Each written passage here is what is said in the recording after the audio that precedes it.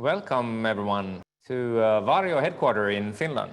So this is our webinar that is going to talk about how you can streamline your digital twin development and do prototyping in mixed reality. So welcome everyone. With me here today, I have joined with two companies. One is Framery, a company who are making office pods, and also with Luxion, which is the company behind the popular visualization software Keyshot and the VR software KeyVR. For those of you who are joining in here online, you can see that there is a Q&A symbol in this tool that you can click. So if you're looking for that icon, you should be able to kind of get the Q&A tool up where you can type in your question as we go through the webinar, and in the end, we will answer them. Before we start, shortly, I should introduce our company, Varjo. Many of you are probably familiar with our company. Some of you might even have our products already. But at Varjo, we are focused on creating enterprise-grade, photorealistic, virtual, and mixed reality hardware and software. We recently launched a Varjo Reality Cloud platform that allows you to render in the cloud as well.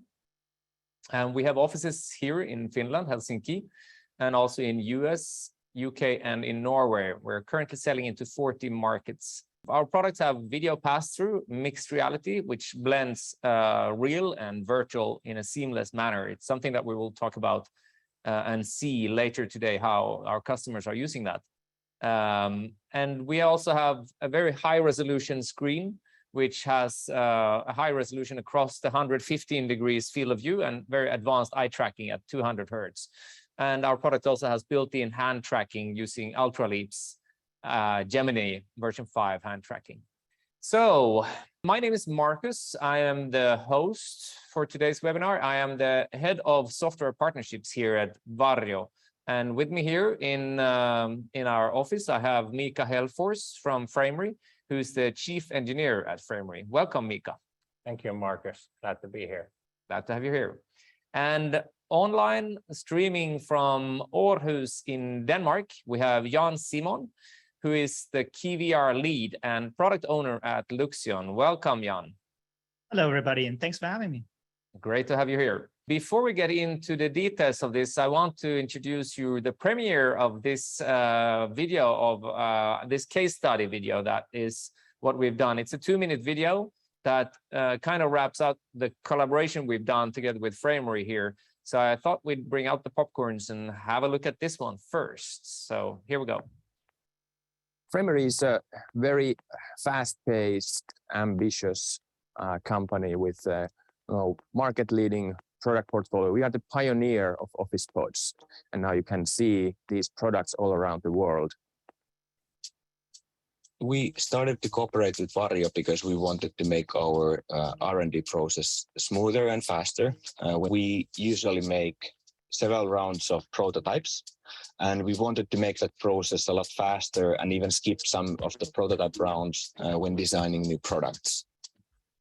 First time I put on the XR-3 was an enlightenment of the perspective that it gives over traditional displays. And with the headset, you can just drag things along and modify as you go and get to the final solution much quicker. So the new XR space we have built, it's a 20-30 square meter space. We have the Varjo workstations there, and we can bring a pod so that people can come in, they can see how the new pod that we are developing would look like in an office environment together with the team. And at the same time, we can modify that on the run. We have the CAD file open on the computer, and we can make edits and render the changes directly to the headset while someone is reviewing. One person is sitting at the computer, making changes to the CAD files and sending it to the rendering software and to the headset, and someone can review and give comments straight on. When they see it in real scale next to themselves, can compare that to the existing product, and then see changes when it's iterated on the fly, and this is helping us to make better decisions earlier in the design process. we were able to skip one prototyping round completely by using Varjo headsets. So the investment paid itself back in only 1 month. All right. So investment paid it back in 1 month. So that's great. A return of investment already there. So I'd like to know a little bit more about Framery. So I leave it up to you, Mika, to present Framery and your processes and how you're working. Yes, thank you. We are Framery. We are the global market leader for sound-insulated office pods. We have currently 4 products. We have the Framery One, the newest addition to our portfolio. It has connectivity and some more advanced features to allow you to work longer periods of time in the product. Then we have Framery O, which is meant for short video calls or phone calls. And then we have Framery Q, which is meant for one-on-ones or up to 4 people meetings. And then we have Framery 2Q, which is the biggest one for up to 6 people meetings. All of our products are designed and manufactured here in Finland, but we have a delivery hub in the US as well to serve our US customers with shorter lead times as well. We want to hit the markets with premium products, and that means that all of the basic functions such as ventilation and sound insulation have to work perfectly. But we want to offer our customers with the best user experience and the best looking products as well. That's it about Framery. I'm gonna hand it over to Jan to talk a little bit about Luxion as well. Yes, thank you, Mika. So at Luxion, we develop Keyshot and KeyVR. In a nutshell, we are simply experts at 3D graphics. That means we give designers the power with our software to create photorealistic images of their products, be it finished designs, or it could also just be the very early stages of design. And we'll get a little bit back to that topic later. So that means we are about light, we're about shadow, about the look and feel of materials, animations and product configurations. So that is super powerful when you can make these, like I said, photorealistic images, right? But on the other hand, we also understand that our users, those designers, they're not physicists with a background in light theory, and they're certainly not computer scientists or anything like that. So it needs to be dead easy to use at the same time. We have embraced that powerful but easy to use mentality, and it has made us truly an industry leader. You can just take a quick brief look at all of those huge brands where they use Keyshot and they use KeyVR in some cases as well to aid in their design process. We are immensely proud that there are also a lot of designers that have grown up on Keyshot. We've been around for well over a decade now. That means with our educational program, we have designers that learned about Keyshot, that learned about KeyVR in university, and now have a successful career in it wherever they may work now. That is awesome for us. So going to the next slide, I want to just quickly show you, right, that power. I have mentioned it, but now you can see, if you haven't heard of Keyshot before, those images, those are those photorealistic images coming out of Keyshot, the first software I want to briefly introduce to you here today. They're all from 2022, so they are fresh, hot off the press, and you can really see that we are present in many different industries. So it's not just automobile. You can see that in the bottom left with BMW, but we also have textiles, we have furniture. We'll get a little bit more into that market, obviously, here today with Framery. And you can even see the Valve Steam Deck in the top right. So what is really important to enable that is that you can use our software with just about any CAD software out there. We'll focus a little bit on Solidworks today because that is present in this use case, but we support Rhino, SketchUp, OnSketch, and many more. Now going over to KeyVR, that's what you use to take your product, say the car, the Lego motorcycle, or whatever else you may be working on, and bring that into reality, bring it into virtual or mixed reality. So having said that, with this brief introduction out of the way, I want to give it back to Marcus for a little bit of history on the 3 companies that are here today, being Varjo, Framery, and us at Luxion. Great, thanks, Jan. Yeah, so let's look a little bit on how this collaboration started out. I mean, Luxion and the KeyVR software has actually been running on our heads for many years now. It's been part of our software partnership program for a few years, and we've had collaboration with Jan here to get a tighter integration between our products. About a year ago, I think you added the mixed reality functionality. So that allowed you to use our XR3, or at the time actually XR1 as well. I think that you could see the virtual objects in the real world, and that starts to put the virtual objects out in the real world, right? Actually,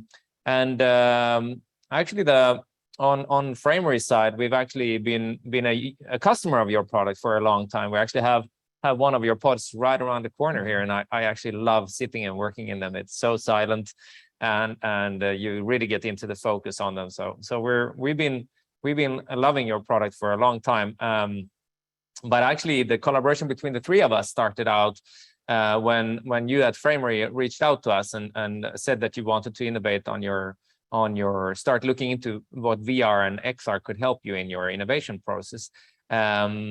So we were able to work with Framery very easy, because they sent us your CAD files, which is not always the case that we can access the real data from the customer, but it always really helps us and our team to kind of turn this into to sort of something where you can have a look at what it looks like in our headset. So actually, just over one night, our team of engineers was able to kind of get this up and running on multiple different tools. We tried out multiple different software visualization tools, and then in the end, based on your criteria, we ended up on Luxion's KeyVR for this case, because it's very easy to use. It doesn't require any coding skills or developer skills, and the result looks really good. It's visualization of it, and you can also fit it. It works very well with the Solidworks software that you were already using. So taking that into consideration, we were able to kind of get this up and running, and now we're really proud to have this collaboration and seeing that it's integrated in your workflow, and so would love to hear a little bit more from you, Mika, a little bit on how you're utilizing this in your processes, and how your design process works. Like, how do you design these beautiful products? Yes, thank you, Marcus. I'm going to talk about a little bit of the basis of how we do product design, and then go a little bit down the path how we ended up here with Varjo and Keyshot and KeyVR. And so basically the core thing in designing our products is that we are trying to design a space inside a space. So basically we are trying to bring a small room within your office. And that sets a certain set of requirements and design problems for our products. Since we want to minimize the floor space that the product takes in your office, it's going to be quite small. And that brings us to the ergonomics that they have to be really good, because you will be spending a lot of time in this small product, and you don't have that much space to move around. And that means that everything has to be in their correct places, and you have to be able to adjust it for your needs, even for longer periods of working. And to get that feeling correct, that it's not too small and it doesn't feel too crowded inside, you have to somehow feel the space. And we have done that for a long time with physical mock-ups to try out the space and so that it feels perfect. But now we are doing with Varjo headsets and Keyshot and KeyVR. And that's really amazing that we can get that without building physical things. And what actually brought us here is that we are at Framery, we are trying to constantly improve the ways that we work on and how we build things, and how we always want to be investing in the future instead of being stuck in the past. And that's the one thing that I love working at Framery. If we see something that is not working, we'll improve, or if there is even something better than that, then we'll do that. So that's really amazing. Great, thanks. We started off with this traditional process of building physical prototypes. Usually it takes 2 to 4 weeks to receive any prototype of any part. So simple parts, it takes 2 to 4 weeks. For more complicated ones, it could take up to 12 weeks. and then still you wouldn't have the complete prototype, complete pod. You would only have a few parts. So for the whole pod, it would take more than 8 weeks if you have the design done quite mature as well.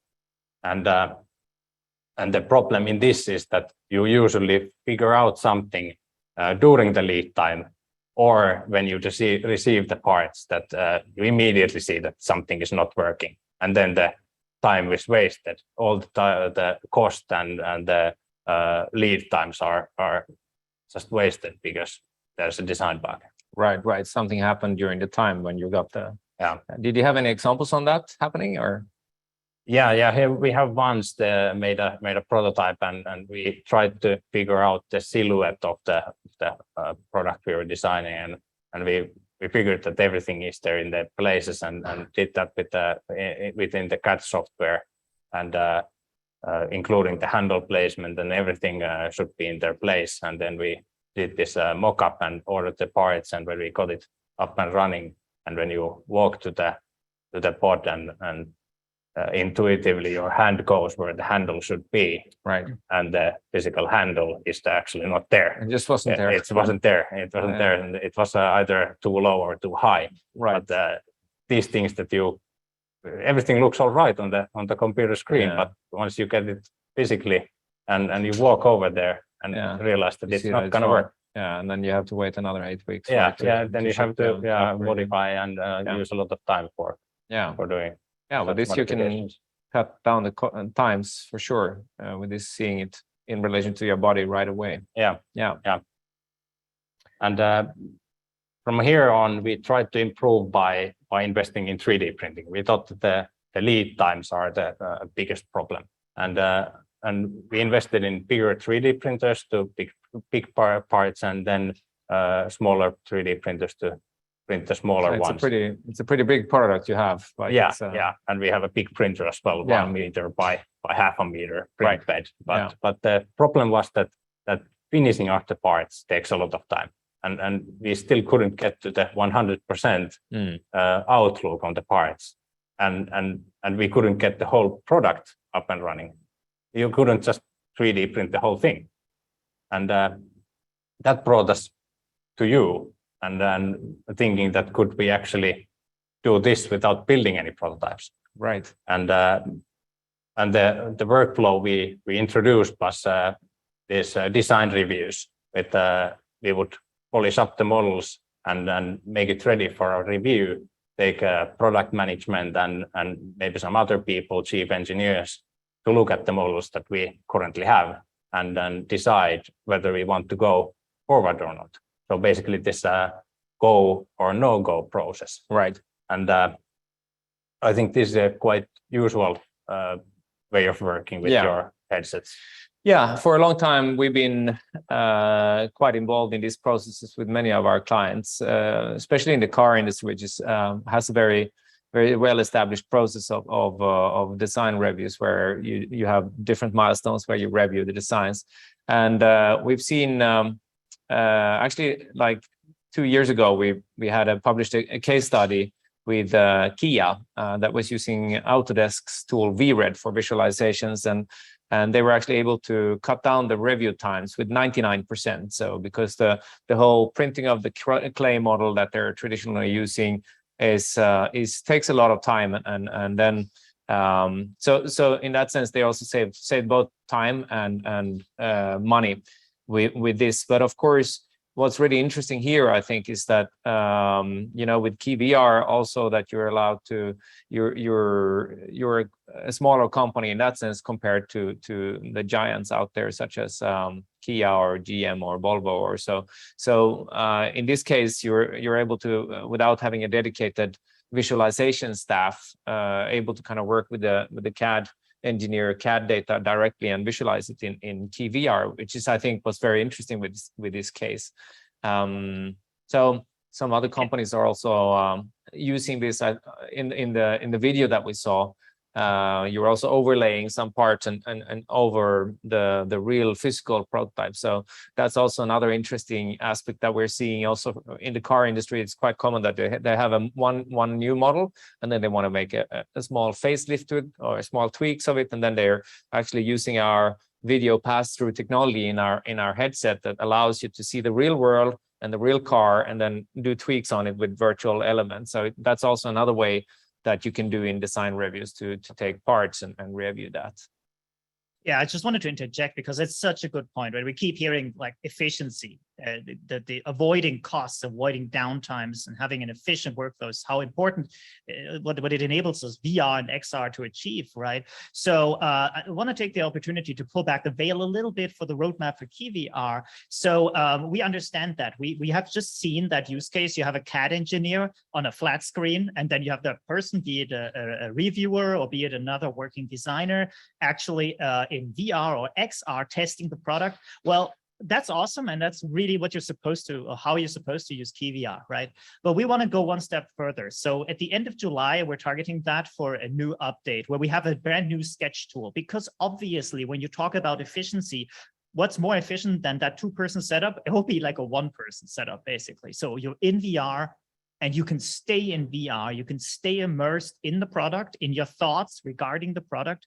And then with that new sketch tool that we're bringing out in that next update, you can, in VR, freehand sketch, you can annotate, you can write, you can draw arrows, you can store these and recall them later. Okay, so I think that really is important to mention here because it plays into your use case so much. And now to really get everybody excited, and certainly me, honestly, live linking, right? It's not going to be quite for end of July, that's on the roadmap right after, but that is the next step.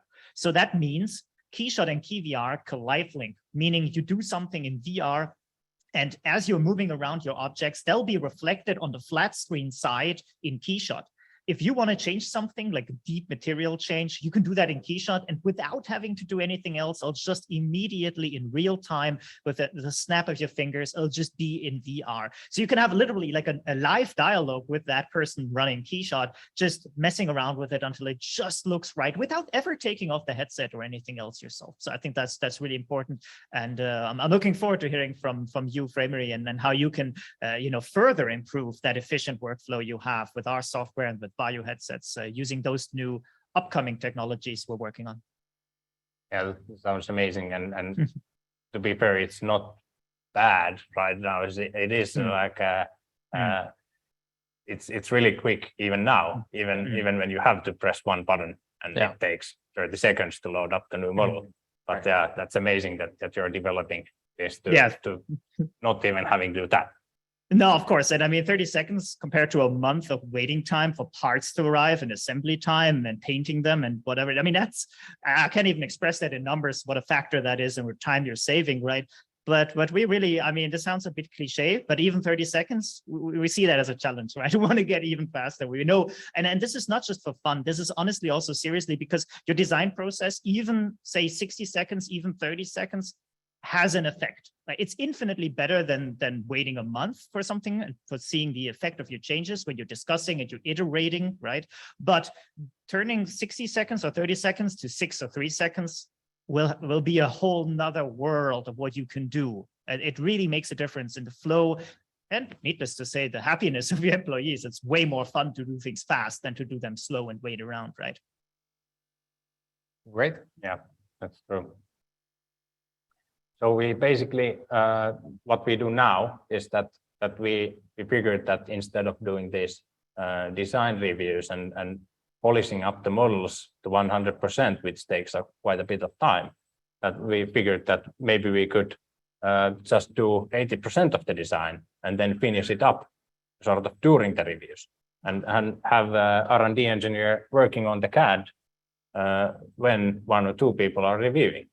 And that way we can get much faster to the point where we want to be and sort of get that first time right and don't end up losing time if we are headed to the wrong direction with the design.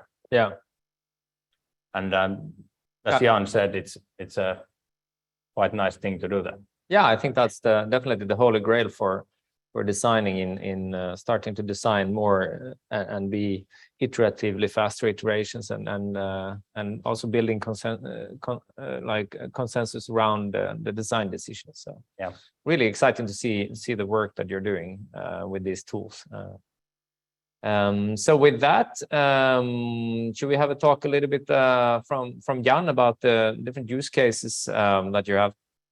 Yes, exactly. So here I want to circle back a little bit to that door handle example we heard from Framery, right? So just to reiterate, on paper, everything looked great, and it took a long time back in the day to put that together, and then you have it right in front of you, and you try to reach out to open that door, and it's just the handle is off. And you know that's like a very human thing. We open millions of handles in our life, so we have an expectancy of where it's supposed to be, and if it's not there, well, it's wrong. But I want to, because I hear a lot of people that think on paper, I have experience, I know exactly where it has to be on paper, it looks good. So I have this example that's coming straight from our sales.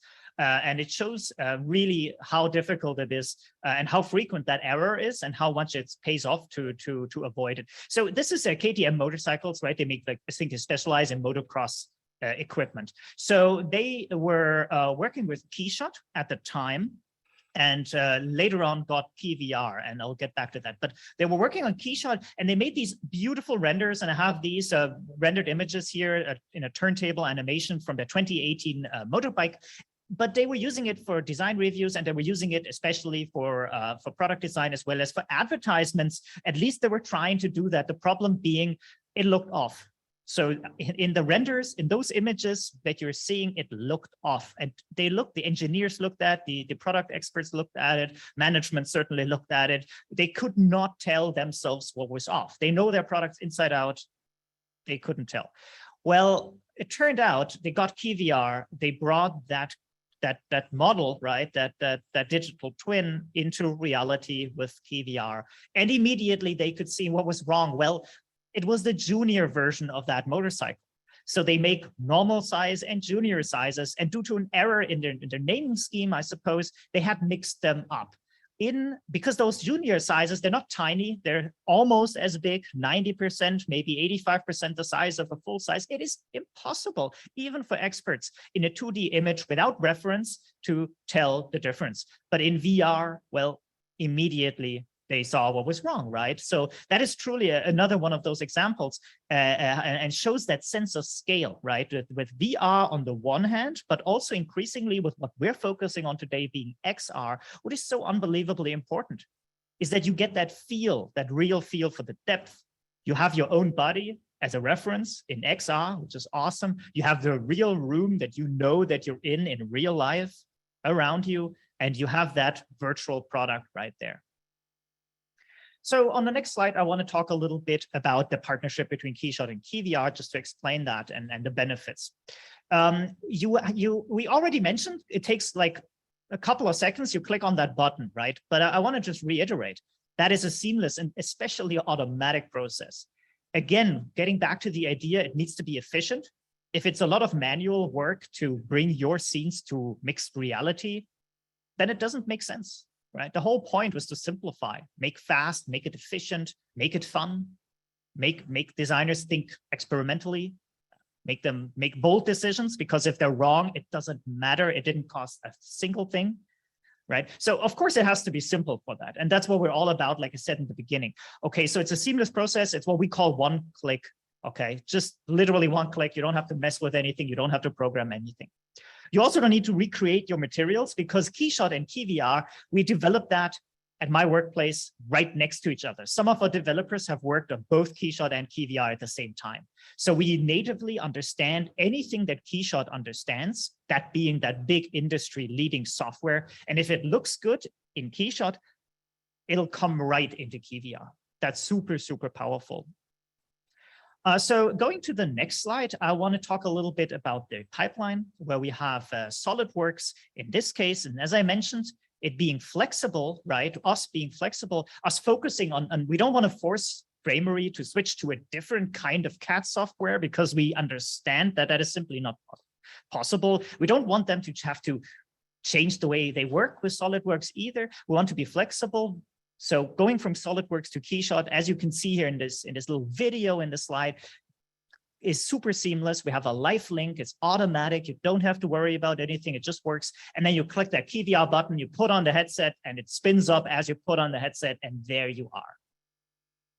I really just cannot overemphasize how much that, honestly, that made us develop KeyVR. That's when we internally at Luxion saw the potential.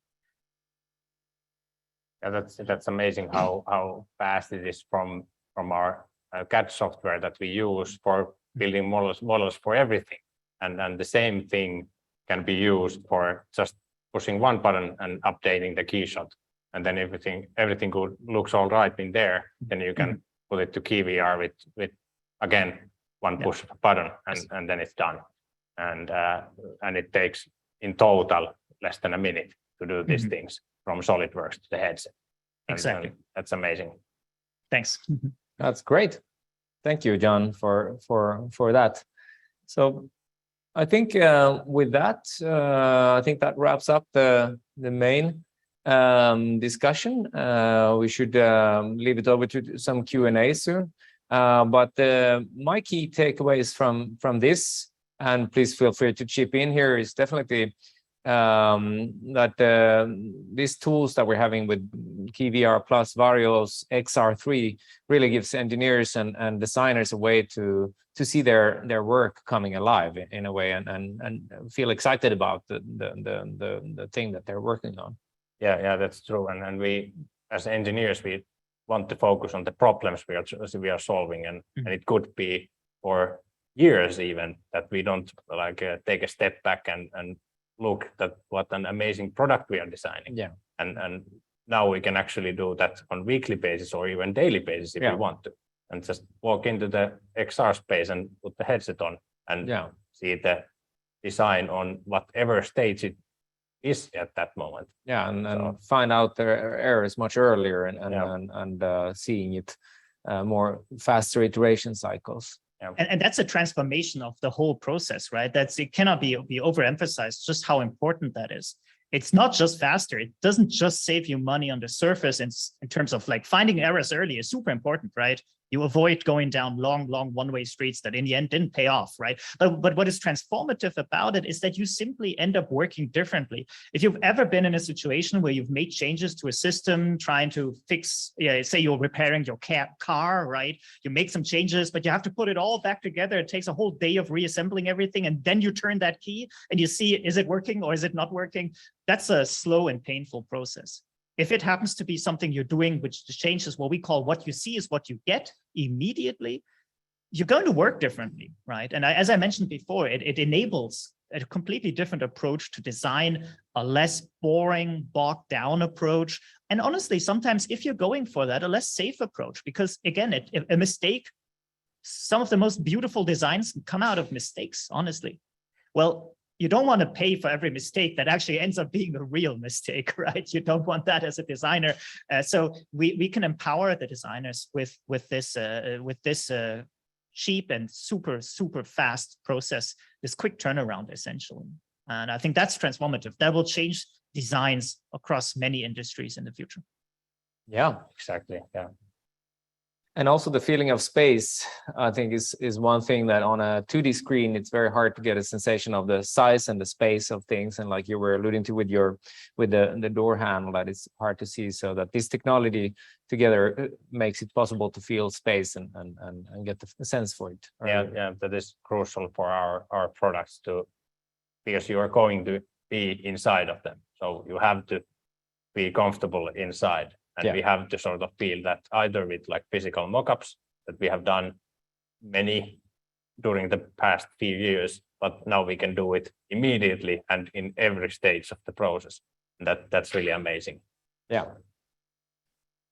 Yeah, and also like lastly, I think we touched on this already, like how you can quickly iterative with this and save a lot of time and also save a lot of money, not having to build the expensive prototypes, but or you might build them eventually, but you don't have to build many iterations of them. For every small thing that you're changing and want to make sure that is it now still looking all right in the product. That was like a huge hassle before, and now it's really easy. Just go in and put the headset on and see for yourself. Yeah. Brilliant. All right. With that, I think it's time for us to take some questions. We have, so please send in your questions. We can see that there's a lot of them coming in. So the first question would be for you, Mika. So we heard that you're expanding at Framery. So are you hiring, and what kind of people are you hiring for? Yeah, actually, we have some open positions, especially in the tech side, so to speak. We have open positions for software engineers, hardware engineers, data scientists, and also a product manager.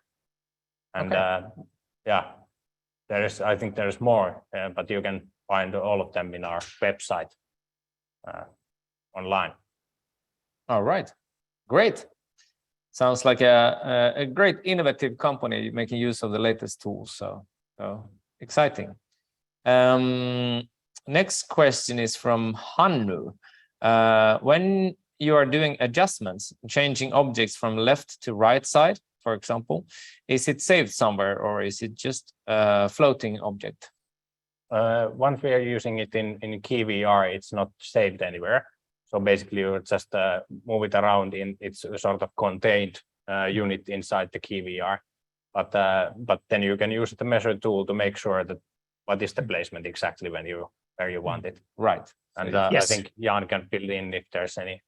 Exactly. So that was what I was alluding to in that future roadmap thing where I mentioned the live linking, right? So that is really the final step. So it's a really good question because it shows that the user that asked is exactly aligned with our own vision, because that we understand, right? That would be the next step. Now, there are some challenges to kind of what we call deeper modifications. That is not just playing around in VR, but making long-lasting changes. And those are namely that you are always a little bit imprecise, right? So you probably, when you use CAD software, you could make the change in CAD, right? You could take the door handle, the object, move it from left to right in CAD, but you could also do that straight in KeyShot, of course, as well. It has a move tool that does the same thing. Now those are more numeric based. That's good for actual engineering if you're putting together a product that needs to also be produced in real life at some point, because you can say, you know, go 50 centimeters to the right.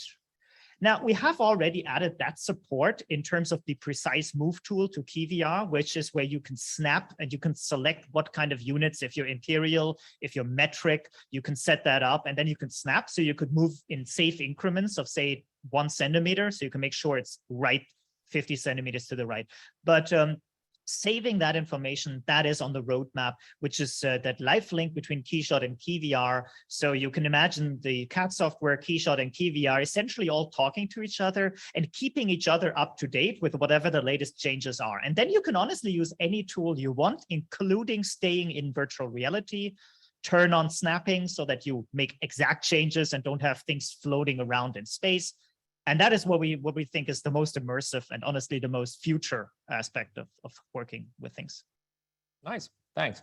So next question is from Daniel. He asked, what is the largest CAD that KeyShot can process? So that's a question for you, Jan. Yes, okay, really good question again.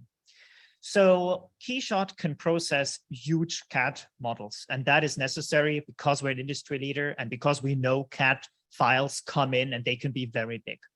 But that is just talking for KeyShot. KeyShot has its own way of rendering and its own way of working, and it's seriously optimized. When you bring that into KeyVR, the whole environment changes. And if you think about it, that makes sense. What you use KeyShot for is images. You render an image and you know that can take minutes, that can take hours, depending on your quality, depending on your scene. Well, in the VR headset, the whole world is different, right? You need we target 90 hertz minimum, and there are some headsets that can go above 90 hertz nowadays, but we target that's 90 times a second there needs to be an image, not minutes per image. So everything needs to be different. That's why we built KeyVR from the ground up to work in a completely different way, to enable fast images. So the KeyShot can deal with huge CAD files. I would say just about anything we work with through support on a daily basis can be handled by KeyShot. Now for KeyVR, we've done everything we can. We don't have an engine. We're not using Unreal or Unity or something like that behind the scenes. We have every tool in our own hands as graphics engineers to make sure it's as fast as possible. So it can deal with, to put it into numbers, we are running several 10, 20, 30, 40, 50 million triangles on a, say, a 3090, which is what I'm using at work by NVIDIA, RTX 3090. That's no problem. That works. At a certain point, it does get too much. And I can also, I mean, fully transparently tell you, I had a scene from a customer with 130 million triangles, and that was not possible. Okay, well, what do you do? Are you just out of luck? Nope. Of course, KeyShot has a mesh simplification tool and a NURBS retessellation tool. I'm not going to get too technical, but you can use those tools automatically and kind of minimize the triangles, make the scene a little bit more reasonable. It'll look exactly the same, I promise you, unless you zoom in like crazy on a small screw, you will not see a difference. And then that becomes VR capable, and you send that to KeyVR and it just works. So that's how that works. All right, great. So quite large CAD files then. Yeah, those were 130. That was a shelf full of crisps, you know, packets, and they were coming straight out of Solidworks as well, actually, but as a really high quality NURBS surface. So that gets turned into tiny, tiny, tiny, tiny triangles, explaining the 130 million there. That's where, you know, a little bit, maybe 4000 RTX series by NVIDIA coming out, hopefully pretty soon. Makes me think about our super high resolution scan of a popcorn that we have. It's really nice when you're going very deep in details. There's a lot of details on the popcorn. Actually. I have to throw that in. I'm sorry, I have to throw it in because you mentioned that. We have a scale tool in KeyVR, right? I know it sounds a little bit too marketing-wise, but it really fits in. You can make yourself as small as a mosquito. So you could load in that popcorn and make yourself really small. And it's for those highly detailed scenes. A more realistic example would be jewelry and watches and right, that kind of industry. You can make yourself as small as a fly, and you can take a super highly detailed watch face and just stand in it, right? Like as if you were a mosquito. It is an amazing. Exactly. It's really very small. Exactly. All right, great. Next question here is from an anonymous person. Can you think of a few, I think this question goes for you, Jan, and for us, I think here at Varjo. Can you think of a future use of XR prototyping in the service sector as well, like about simulating user journeys, for example? And what comes to my mind, I guess, is we've seen shops designs. I think it's something that we've seen, and how you get into a shop and like the shopping experience. We've seen user studies with people using our eye tracking as well on kind of where people are looking, and so, and like also for packaging design is something that we've seen. And I could imagine, like, you know, the whole user journey, maybe even unpacking or so. But what do you think, John? Yeah, exactly. I was thinking of that shop use case as well. We have had that come up many times, and that's where it really makes sense. And just because I mentioned that scale tool, that is actually part of where it's also used. It's not always making yourself as small as a mosquito. It is also used to make yourself just a little bit smaller. Simulate, depending on what kind of shop you're dealing with, simulate the perspective of a very tall person, of a smaller person, of a child, for example, of a teenager, because and this blows me away. I'm not partial to the shopping industry and how that works, but the thought that is put into the placement of products and the display, literally targeting the size of the humans that are most likely going to be targeted there is incredible. So that's another case where that is really important. Now, I will say KeyVR right now is really intended for the use case Framery has presented here today. So it's a quick iterative design process.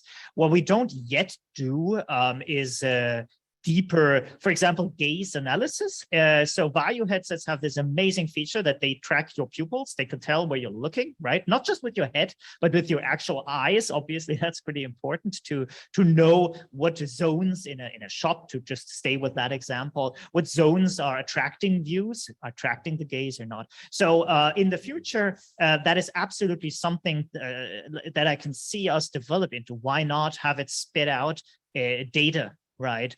It could be in the form of a video with an overlay of the gaze. You can also use Varjo's base software for that, which can display a little reticle circle in real time, right, to track that. But that is truly important in the future for the service industry. And then of course mixed reality. I think we've probably all seen these clips of electricians opening up big electrical boxes that are incredibly complex, and a mistake in cutting the wrong cable, sends the whole street into a blackout. And so those are more real time applications. That's not so much my scope with KeyVR, but it is certainly something where XR headsets like Varjo's can be used, as they have the fidelity to be able to tell the different cables from each other that are very small, and they obviously have the XR pass-through feature.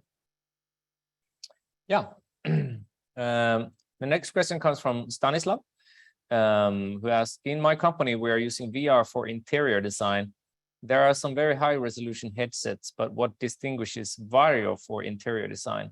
And yeah, I would say that there is some high resolution headsets out there, but definitely even our Aero has, which is our lower resolution headset, has a lot higher resolution than anything out there on the market.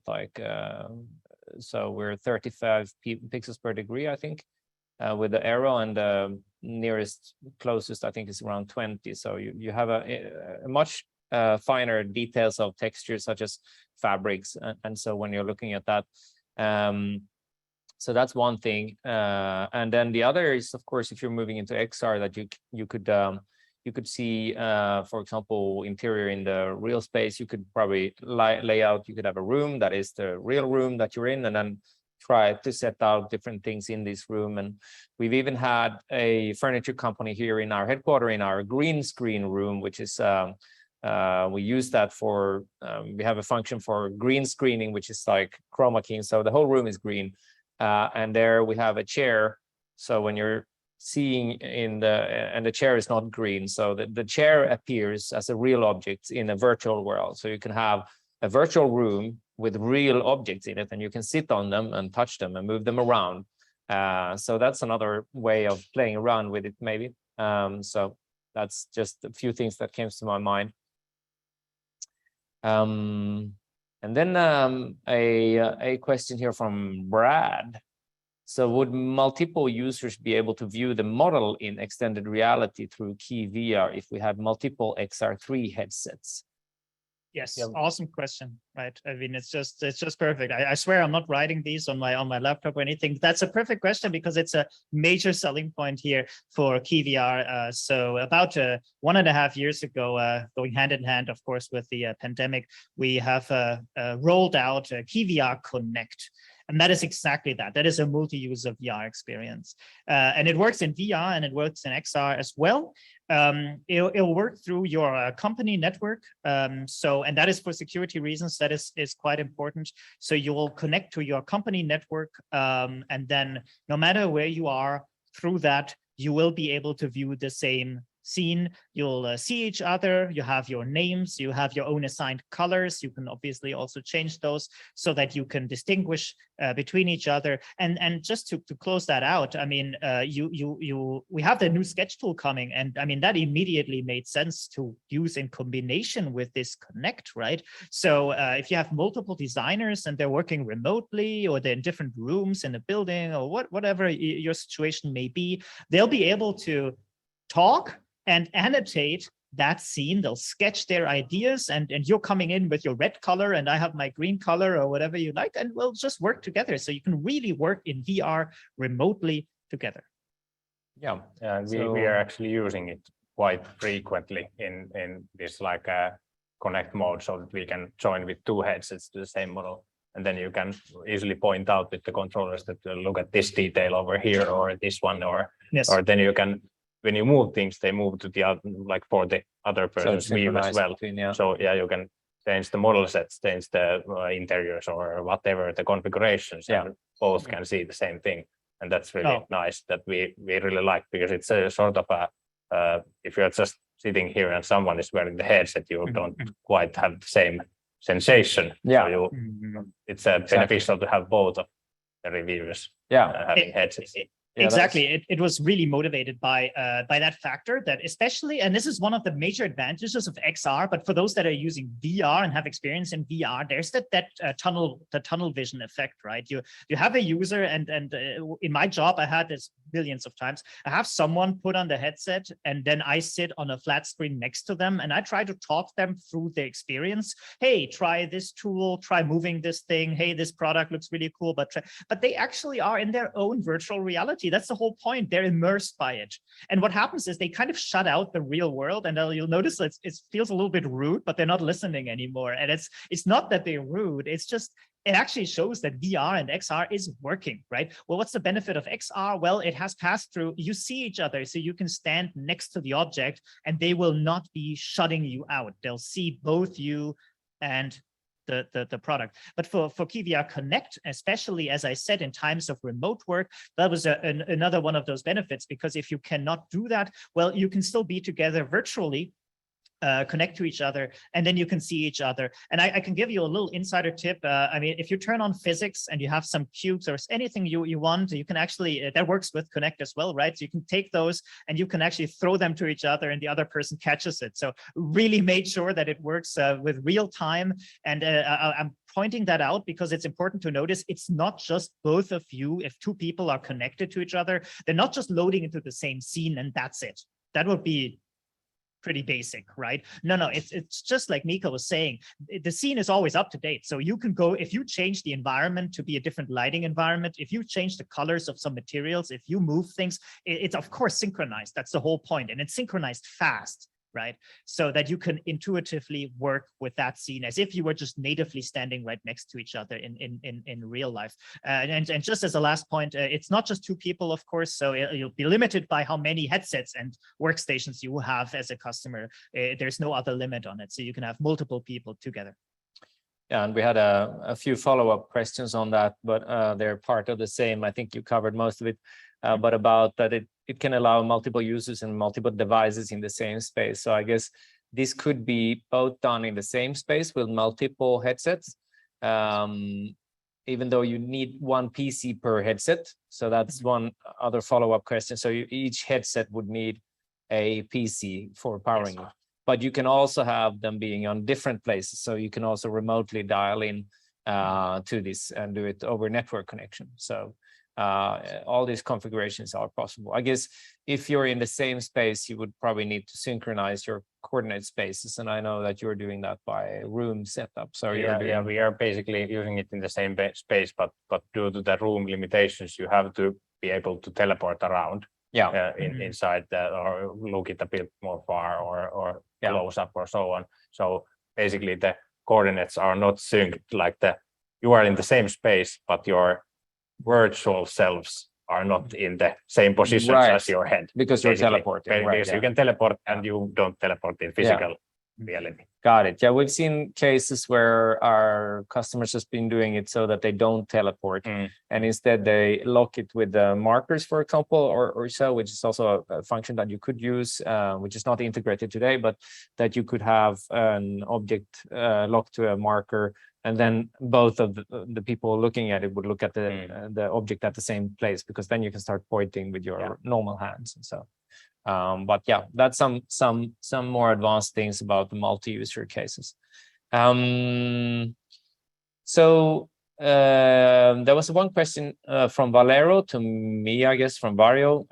Very interesting topic is the design process with Kia. How did you measure the 99? It was 99% actually.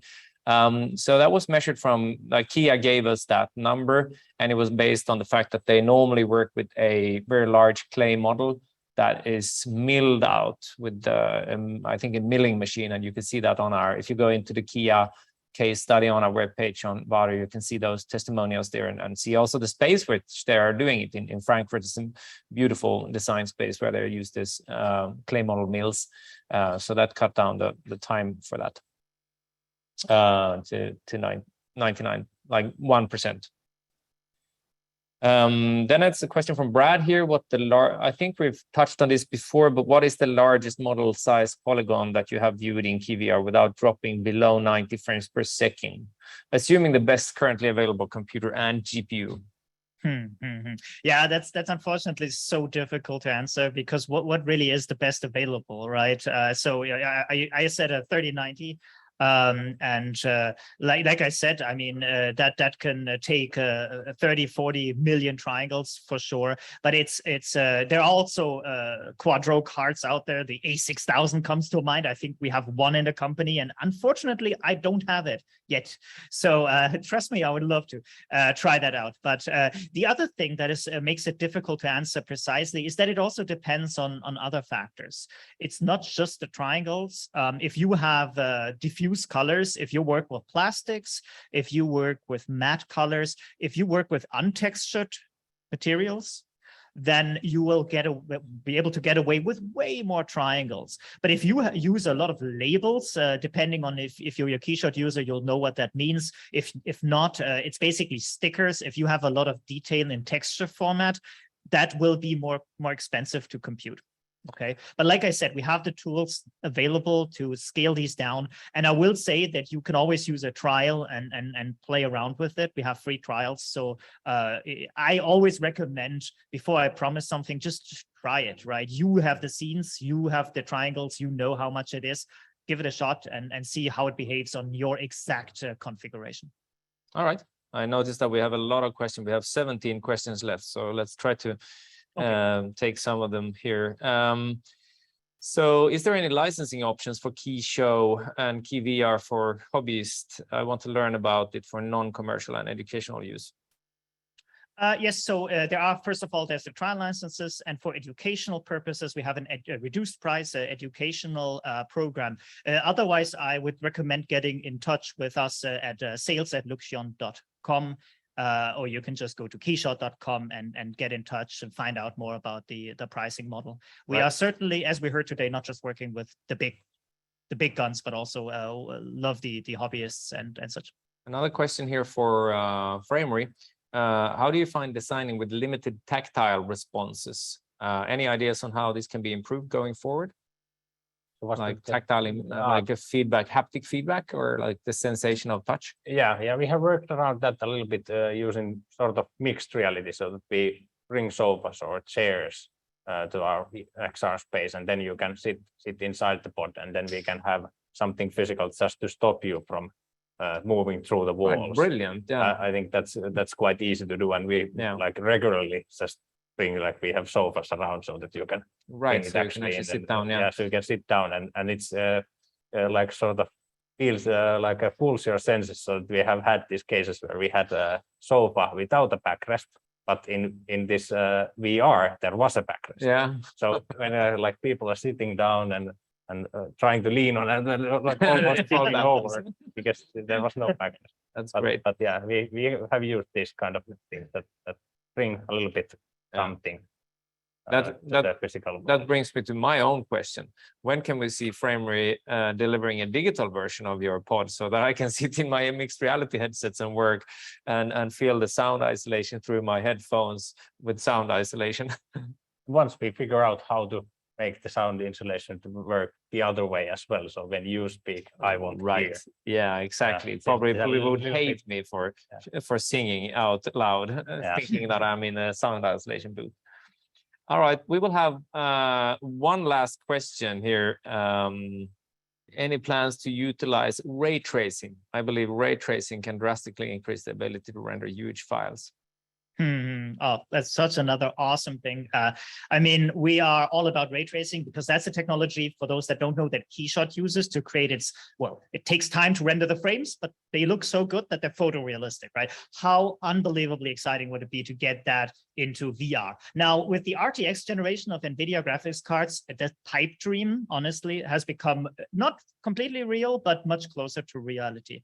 I will not say more than we are definitely investigating. All right. One last question. How many people can join KeyVR Connect at the same time? It's limited by the performance of your computers and how many headsets you have. There's no other limit. All right. Great. Thank you so much. And apologies for those people who asked questions that we couldn't cover here, but we need to wrap this up here. So thank you so much. If you want to learn more about this, you can send an email to hello@varjo.com. or any of these emails here from Framery Acoustics and Luxion, make sure to check it out. And thank you so much for your participation. And thank you, Mika and Jan, for coming here. Thank you, Marcus. Thanks for having me. Great. Thank you, and see you around.